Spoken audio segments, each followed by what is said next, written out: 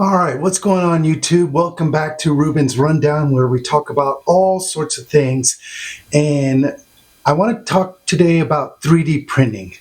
And prior to 3D printing, I want to talk about how annoying sometimes you buy a product or you go out there and either a service or a product and you never get what, or it doesn't last.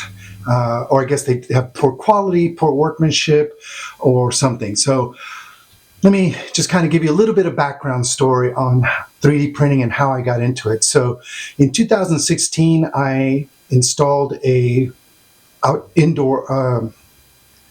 in-ground swimming pool from Deja. So super great team. Their marketing was fantastic. I ended up spending a lot more than what I wanted to, but who doesn't, right? But anyways, so they put this 10 foot by 20 foot in-ground pool, and there is a light that goes in there. So 2 years later, the light goes out. So I called the builder, the installer, had them to come out and exchange it, but it was $1,000 to exchange that light. I'm like, I can't believe it cost $1,000. Well, it went out again, maybe about 3 months ago. So I called the builder installer, same thing, it's going to be about $3,000. So the part is actually about $500, and it is a proprietary light. So the light looks like a probe, and I'll put I'll cut to a screenshot about that, but it's a probe. It's about $500, and then there's this long cable. It goes to this 120 outlet or box. It's super complicated. Plus, you need a special tool. Plus, they don't sell it to the public. They only sell it to dealers. So I needed to find a solution. So I was scrolling through Instagram, and I found this puck light. Okay, so this puck light, and I ordered it, and it's came with a little remote. That way you can just kind of like turn it on and off manually. And I got the puck light, and it came with these little suction cup feet. So I've since thrown them away, but you put them on here. My problem was that it would not stick to the liner. So the liner was a big problem. So I needed to figure out how can I adhere it without making new holes, or maybe use the existing holes. And so that's when I was like, you know what, I'm going to see if I can design a cage. So obviously with the 3D printer, and my son, by the way, is huge into 3D printing. He does a lot of cosplay stuff. I will put a link up to his channel. He's on, he does gaming, cosplay, but I'll put a link up to all of his platforms that he's on there. So please make sure you go and like and subscribe. But anyways, in order to design something, you need a CAD system. And CAD, back in my day, was super expensive. It was just something that was beyond reach, and the learning curve was huge. So I ended up kind of Googling, and I found a web-based CAD system called TinkerCAD. Now, there's probably a lot of others, but TinkerCAD was the one that I ended up using. And TinkerCAD to me is very basic, but it gets the job done. It's actually super powerful. If you look at the user interface, it is web-based. It is super simple. I would have to say, if I were to compare it to like AutoCAD, AutoCAD, super complicated, all these controls, not very intuitive. But in TinkerCAD, they give you a bunch of shapes that you can manipulate. And the biggest challenge is now you have to think about 3 dimensions, right? So not only, when you print, you're talking about 2-dimensional. So you're only really talking about an X and Y axis. But when you're 3D printing or doing some sort of model, now you have a Z axis, which is the up and down part. So I went onto TinkerCAD and started playing around.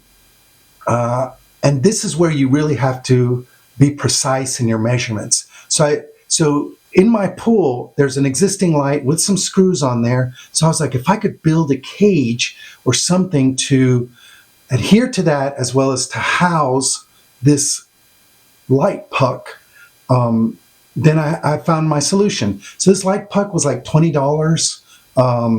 So I designed it on TinkerCAD. I really didn't know what I was doing, but I took some basic measurements and I emailed it to my son. He printed it out, and it turns out that the space or the opening for the puck was too small.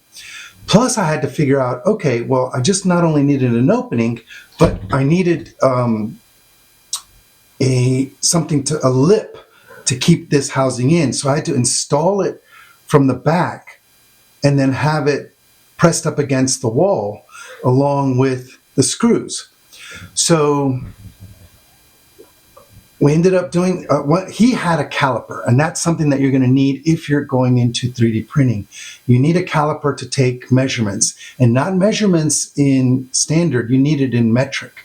Metric obviously is so much more precise. So you have to think about millimeters or centimeters, but basically millimeters.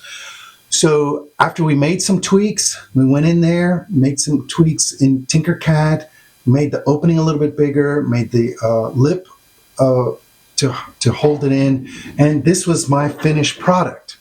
So the original one that we built was in black, and he had white filament. So I said, hey, can you redo it in white? And we checked the measurements, and boom, as you can see, it fits perfectly. Fits perfectly, very flush, and really I just lucked out. And the other area that I lucked out was this end. So this end has the little screw holes here, and I mean, this is where you actually have to figure out, oh, well, what's the diameter of the screws? How big of a hole do you need it to be in order to fit comfortably, but still not be loose enough so that it goes all the way through? So we constructed this, came back, and I really got lucky with these screw holes along with this. This is where the original light was going. So it's a little bit beveled, but anyways, this worked perfect. So I did buy a 3D printer. So in my research, and my son has about 4 3D printers. He was an early adopter. There's so many brands. And my biggest concern was like, I don't know anything about 3D printing. Like, how can I get into something? And he has a bamboo P1S system. Now his system is enclosed, and I went onto the website and they found that system. They also have what's called an AMS, which allows you to have more than one filament color. So filament comes in different types of styles. That's a whole other thing on the colors, on the types, because there's so many different types of filament that you could work with. So I just needed the basic, but I at least wanted to be able to have 4 different options on colors. That way, if I ever decided to print in color, then I just go in there and make the printing. But anyways, I've rambled on too much. Sorry for the long video. Hopefully you enjoyed it. Please remember to like and subscribe. Stay tuned for some more Ruben's Rundown on other 3D printed items that I did for solutions around the house. So once again, please like and subscribe, and stay tuned for more.